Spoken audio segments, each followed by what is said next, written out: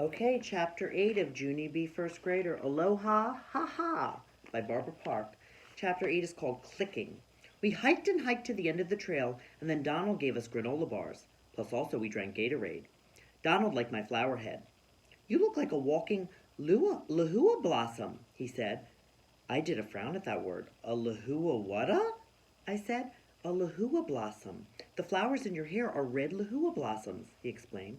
Lahua blossoms are a favorite food source for a little red bird called an apopany. I stared at that man for a real long time. "You have way too much information in your head, Don," I said. Donald laughed real loud, and then I laughed too, only it wasn't actually a joke. After we rested, we started hiking back to the bus. Mother and Daddy and I went last again, only this time I had to walk even slower, on account of the flowers kept falling out of my hair, so I had to keep picking them up and putting them back. "Come on, Junie B," said Mother. "We need to stay with the others. If the flowers fall out of your hair, you'll just have to leave them." I did a frown. "But I worked very hard at this flower arrangement," I said. And I don't want to go back to the bus empty-headed." Mother thought for a minute, and then she picked up more flowers from the trail, and she wove them in all over my head. Plus also, she used some bobby pins to hold them. "There, that ought to do the trick," she said. "Now come on, let's go. We've got to catch up." And so both of us started to run. Only too bad for me, because all of a sudden my shoe came loose. And so I quick sat down on the trail to tie it. And that is the last pleasant hiking memory I have. Whoosh! The noise zoomed by my ear. Whoosh! I did a gasp. A teensy red bird flew by my face. I sat there real frozen.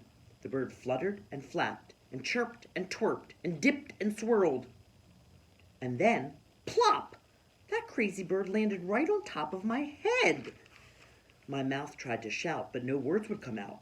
I quick stood up and tried to shoo him away, but he just flapped and flopped and fluttered some more, and he kept right on staying there. And then finally my voice came back to normal. "Bird! Bird! 911! 911! Bird! Bird!" I screeched. Mother and Daddy came running back to me. Their mouths fell way open, and they tried to shoo that bird away too, but it still kept flapping and flopping and fluttering up there.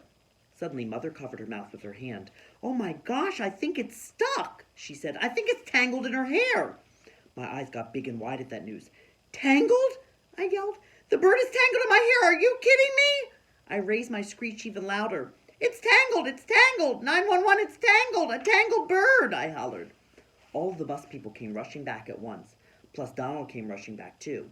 He came to a stop in front of the group, and then he quick gathered himself together and he started giving orders.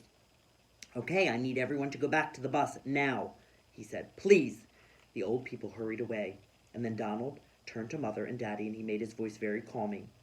"Okay, Mom and Dad, step away from the bird," he said. Mother and Daddy looked at each other and then both of them stepped away. After that, Donald walked to me real slow and he squatted down next to me and he held my hand. "You okay, honey?" I rolled my eyes. "I've got a bird on my head here, Don. How good could I be?" I said. Donald smiled. "I don't know. You look pretty brave to me," he said. I thought for a minute and did a sigh. "I'm not, Donald. I'm not brave," I said. "I'm afraid of jellyfish and eels." Donald shrugged. "Join the club," he said.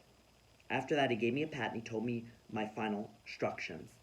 "Just hold your head perfectly still," he said. "I'm going to walk behind you and untangle this little guy, okay?" My heart pounded real hard. "Okay," I said back. I stood as still as could be. Donald's voice kept talking real quiet and calm. "In all of my years as a nature guide, I've never seen a sight like this," he said. I raised my eyebrows. "Really, Donald?"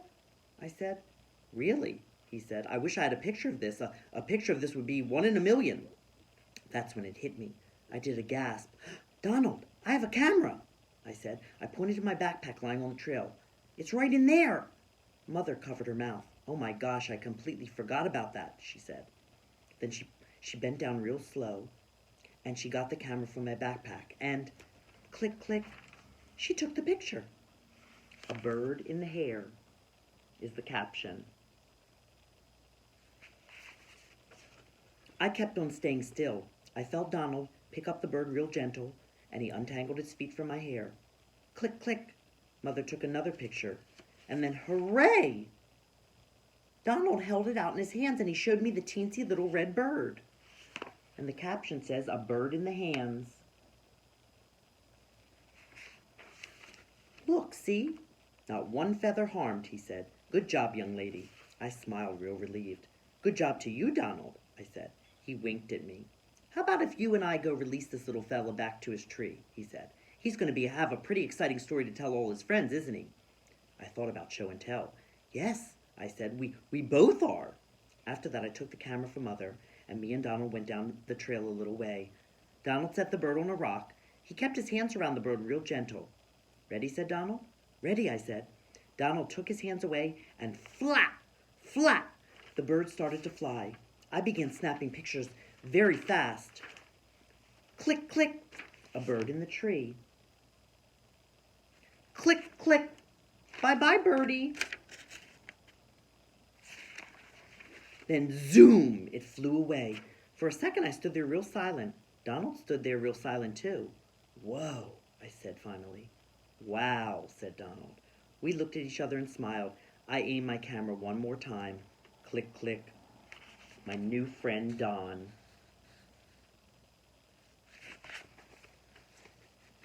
And that's the end of chapter 8.